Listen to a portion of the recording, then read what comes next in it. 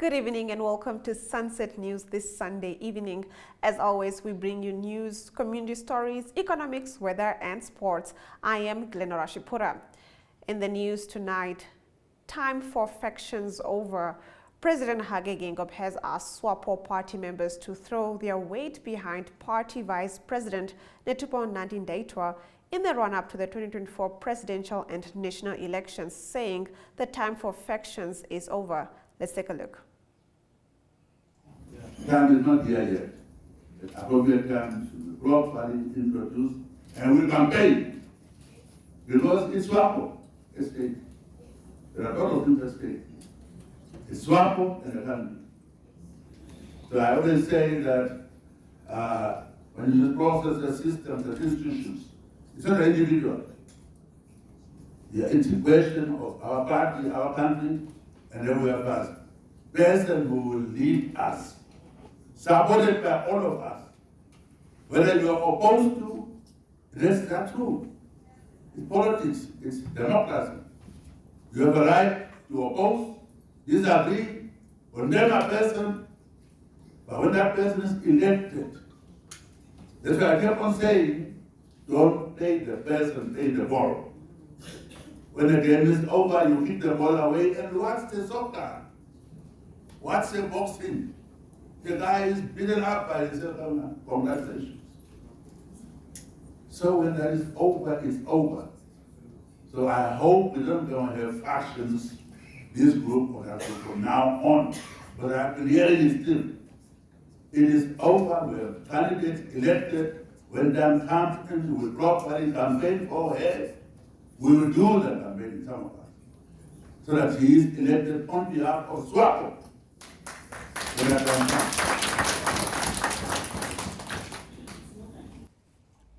Getting into our next story, Ambassador Randy Berry, the United States of America ambassador to Namibia, last week said Namibia is blessed with some of the world's best solar power potential, and we are proud that the new embassy compound will feature a 403 kilowatts power solar array that will power 50% of the Chancellery's needs. This is equivalent to offsetting carbon emissions from 87 passenger cars per year, and it represents a significant step towards decreasing foreign energy dependence. He said this during a solar panel installation and sustainable design ceremony held at the newly constructed building to highlight the strides the U.S. government is taking to support Namibia's sustainability goals to lower end use of renewable energy. He added that the Namibian government is committed to working hand in hand with Namibia to build a brighter future for both nations. City of Windhoek Mayor Joseph Wapingene, government officials, members from NamPower, and other civil society representatives attended the event held at the new embassy compound. Over 900 solar panels worth $410,000 US, translating to approximately 7.5 million Namibian dollars, were installed to support the new energy needs of the new embassy compound. In addition to making the new embassy compound energy efficient, the U.S. government, in conjunction with contractor B.L. Herbert International, have implemented other environmental sustainability and corporate social responsibility initiatives, such as planting over 4,000 native plants which require zero irrigation. It is estimated that roughly $17 million US, approximately 310 million Namibian dollars, was pumped into the Namibian economy during the construction of this new compound, while around 2,000 Namibians have benefited from the project. He also said of the total of 700 workers working on the new embassy building, a total of 130 are women, the highest number of women ever working on a U.S. government construction project. 5 men were arrested in connection with a murder which occurred on 5 March in Kaesopmund. The arrest followed after Kavehengu Muhepu, 18, a grade 9 learner at Kaesopmund Secondary School, was stabbed and died. 3 of the suspects have already appeared in court, and the remaining 2 will appear in court, Walvis Bay, tomorrow. Now, according to the unit commander for community affairs in the Erongo region, Inspector Ileni Shapumba, the deceased was allegedly walking home in the company of 4 friends when they were attacked at around 3 a.m. by a group of unknown guys in front of a cool drink fountain in Agat Strait. In the process, the deceased was assaulted and stabbed under the right arm. The deceased succumbed to his injuries while he was on his way to the hospital for treatment. The Marienthal Abattoir, formerly known as the Farmers' Meat Market, expects to market 280,000 sheep by 2025, with several export markets coming into play this year. The abattoir closed in August 2020 due to low sheep availability, but was then officially taken over by Ottlever and leased through the Hardleaf Group. Operations resumed in October 2020. According to the Namibia Agriculture Union, NAU, the abattoir undertook its first trial run for export to Norway on the 31st of August last year. In November 2022, the abattoir received its certification for export and slaughtered the first lambs. In January, the first shipment of lamb was on its way to Norway. The expected marketing number of this year is 50,000, of which the Norway quota alone makes up 40,000 lambs. Next year, sheep marketing at the abattoir is expected to increase by a whopping 170,000. By the end of January, the abattoir had already processed payments of $10.9 million Namibian, excluding VAT, to 46 producers on a 30-day terms, with an average price of $91.60 per kilogram. A total of 6,615 sheep were slaughtered, of which 48% were export lambs. However, it must be taken into account that 18% of the total animals were test slaughtered before the abattoir received its export certification. The NAU said this means that 3,192 export carcasses made up 60% of certification. The total number of sheep slaughtered by the end of January, 6,615, was made up of 68% Dorper, 32% meat master, and 15 fat tails. According to NAU, the abattoir currently employs 82 people and is planning to expand to 100 this year. The plan for the abattoir going forward involved delivering 400 tons of bone-out quota to Norway in 2023. Bone-out exports to Bermuda and the European Union will also start in 2023. In our story of the day, we take a look at Bank Windhoek, which has committed itself to supporting SMEs. Do stay tuned.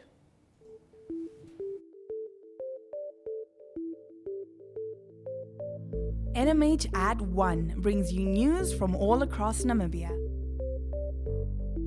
If you would like to feature your brand or campaign on this platform, contact nmh1@synergy.com.na. NMH at 1, your lunchtime news companion.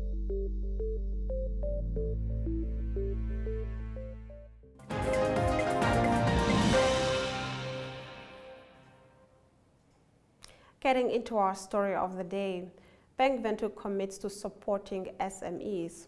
Small and medium enterprise SME development is a priority for governments and financial institutions worldwide. This statement was made by Bank Windhoek's Executive Officer of Business Banking, Leon Koch, when he announced that the bank had completed all necessary arrangements to support the Namibian government's SME Economic Recovery Loan Scheme launched in February 2023. In his statement, Koch said the World Bank financial statistics found that SMEs generate the most formal jobs in emerging markets.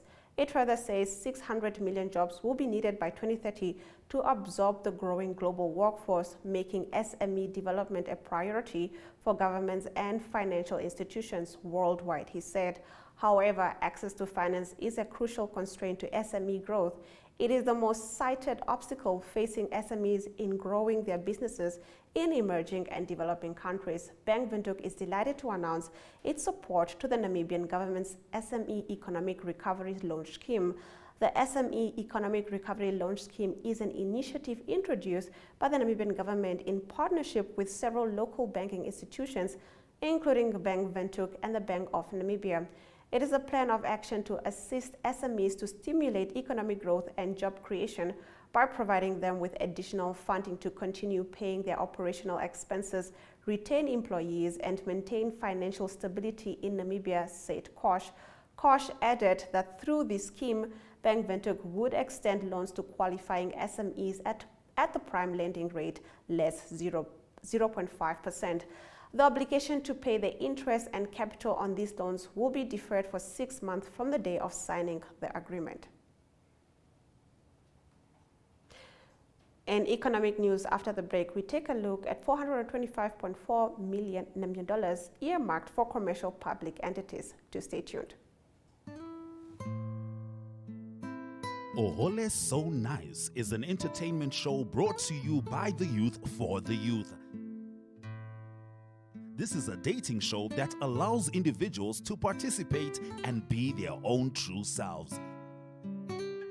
If you would like to feature your brand or campaign on this platform, contact zone@synergy.com.na.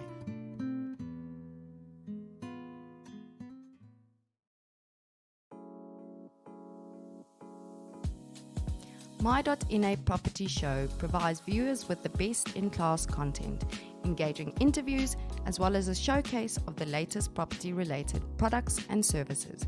If you would like to feature your brand or your campaign on this platform, contact My.NA at synergy.com.na. My.NA Properties, more than just a roof over your head.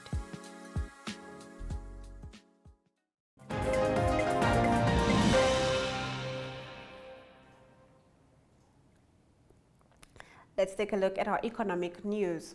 Commercial public entities are expected to receive $425.4 million Namibian in allocations from the budget following its tabling last month by Finance Minister Ipumbushimi. Stockbroking firm IJG noted that the economic sector received the third largest allocation of $10.6 billion Namibian or 14.6% of the non-statutory budget. The largest portion of this is made up of the allocations to the Ministry of Finance and Public Enterprises, which will receive $5.85 billion Namibian. Of this allocation, $2.7 billion Namibian is earmarked for the Public Service Employees Medical Aid Scheme. $425.4 million Namibian is allocated for transfers to public enterprises, and $288.3 million Namibian is allocated to the contingency fund, it said. Commenting on the budget allocation to public enterprises, Simon Storm noted that there was no change in allocations compared to previous years.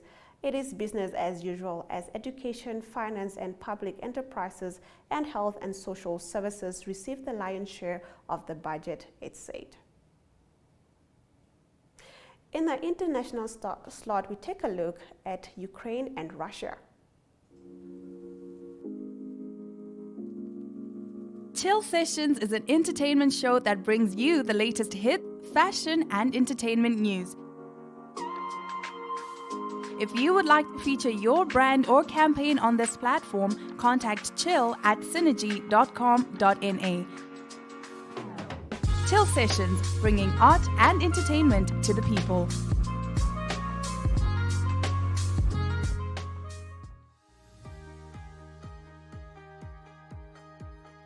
The Regional Review brings you news, views, and interviews from NMH correspondents from across the country.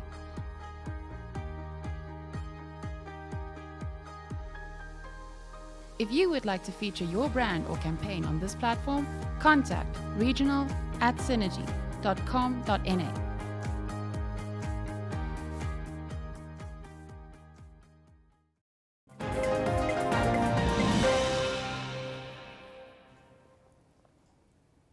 We now tackle the international news.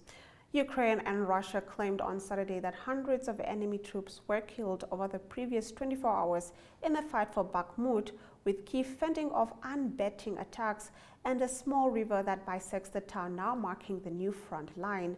Sergei Sherevachi, a Ukrainian military spokesperson, said that 221 pro-Moscow troops were killed and more than 300 wounded in Bakhmut.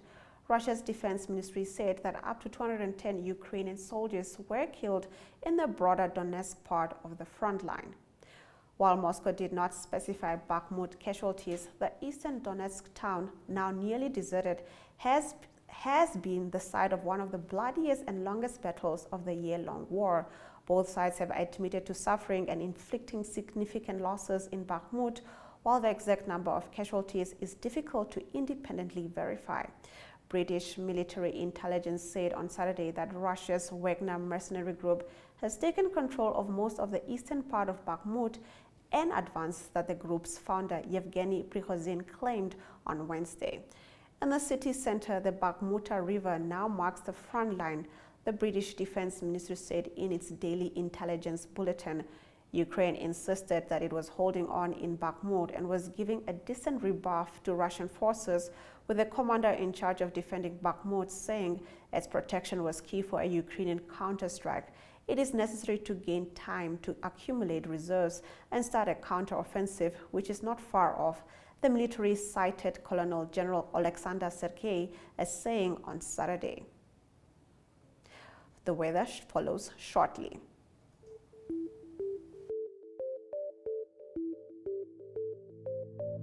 NMH at 1 brings you news from all across Namibia. If you would like to feature your brand or campaign on this platform, contact NMH1 at synergy.com.na. NMH at 1, your lunchtime news companion.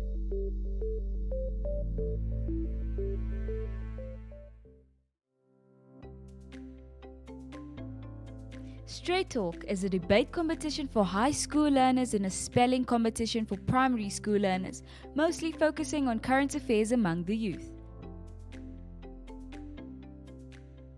Contact Zone at synergy.com.na to share your products and services. Straight Talk. Don't raise your voice, improve your argument.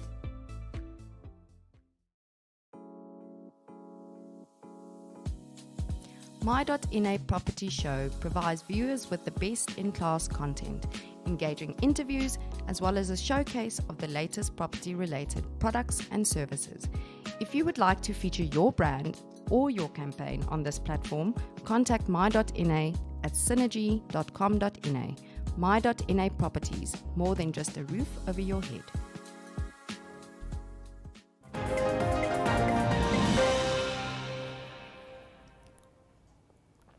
Let's take a look at the weather predictions for tomorrow.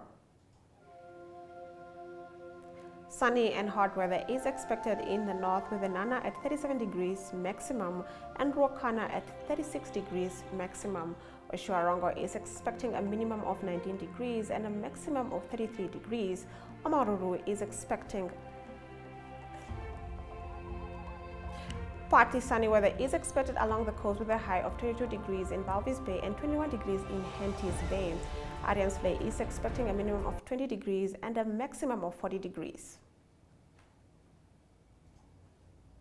In the sports section tonight, we take a look at the riveting match played in the coast between 11 Arrows and Blue Waters. Just stay tuned. As a chief, it's more. Give me a full tank. Hey, big boss, change your tires, they are worn out. You know what? I'll change it next month. It's fine.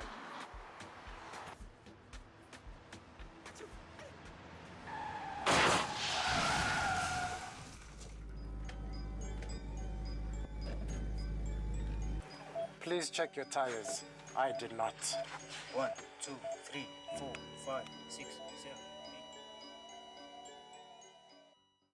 7, 8. Sport Wrap is a daily show focusing on all sport news and current affairs.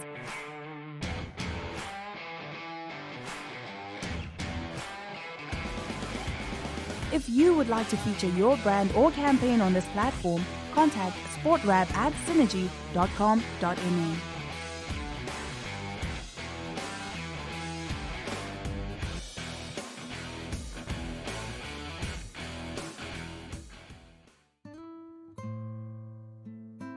Ohole So Nice is an entertainment show brought to you by the youth for the youth.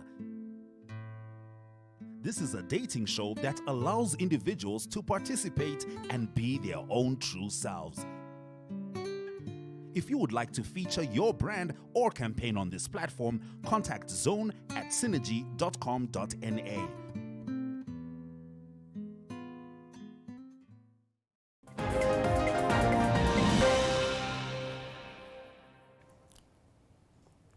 For all the sports lovers out there, here's your sports update. Starting off with Vera Lucer, who took second position in the 2023 Cape Town Cycle Tour. Kim Lacourt of Mauritius won in a tight sprint to finish. Let's take a look. Vera, brilliant. Second, that's a great achievement still. That's well done. Yes, I mean, it was race to win, but I'm also happy with second, especially if a good friend takes first, then it's like almost a win. And now, after this one, it's off to the epic with Kim, actually. Yes, we're racing epic together. It's going to be a good 8 days starting next Sunday. So looking forward to that. I have a super strong partner next to me there. I think we'll have a great time. Today's race, a beautiful day, tight, just second. Just how was the race for you? Yeah, it's a beautiful day, much better than last year. The climbs were really hard with some good riders on the start line, like Ashley Mumapasio, who actually raced the World Tour. The climbs were a little too hard for me maybe, but the race is never over until the fat lady sings, I say. So there's always an opportunity to come back on the downhill, which I did, and then if it comes down to a sprint, anything can happen. And I know I'm a good sprinter, but if it's a bit chaotic, it's difficult to gauge it, so I'm happy with second place. Brilliant. And we're definitely proud of Vera Luza. Moving on to our next story, Thomas Reinhold and Alina Armas emerged as the winners of the 32nd annual National Rossing Uranium Marathon on Saturday in Swakopmund. Reinhold crossed the finish line at 2 hours, 14 minutes and 8 seconds, while Armas finished at 2 hours, 44 minutes and 33 seconds. They both received $20,000 Namibian and shopping vouchers valued at $20,000 Namibian for their sports gear and equipment. Winners in the 42-kilometer marathon open men's division, Thomas Reinhold clinched first place. He was followed by Kefas Konjashili at 3:14 and Dashangwenwasho Ngiliandele 3:24. Alina Armas won first place in the female division. She was followed by Risa Dreyer and Otile Aimwata. 11 Arrows and Blue Waters produced stylish Deb Marine Namibia Premier League performances on Saturday at Jan Vulcan Stadium. 11 Arrows returned to winning ways after coming back from a goal down and defeated Tura Magic 3-1 in the first match played. Both teams attacked relentlessly in the first quarter of play. Arrows created the first chance in the game but could only find the back of the net. Tura Magic wasted no time with striker Nicodemus Haikali scoring the opening goal 1-0 in the 16th minute of the game. Both teams piled on the pressure and playing at a blistering pace. Rivalto Festus rounded off a superb build-up and handed Arrows the lead 2-1 in the 64th minute. Arrows pushed hard for a third goal and pressurized Tura Magic's defense. Arrows capitalized and found their third goal, with Festus adding a second goal to his name and a third to that of Arrows. The highlights follows after this break. My.NA Property Show provides viewers with the best in-class content, engaging interviews, as well as a showcase of the latest property-related products and services. If you would like to feature your brand or your campaign on this platform, contact My.NA at synergy.com.na. My.NA Properties, more than just a roof over your head.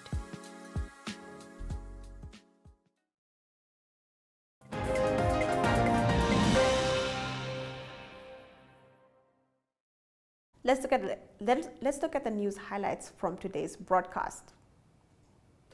President Hage Geingob has asked SWAPO party members to throw their weight behind party Vice President Netubo Nandi-Ndaitwah in the run-up to the 2024 presidential and national elections, saying the time for factions is over.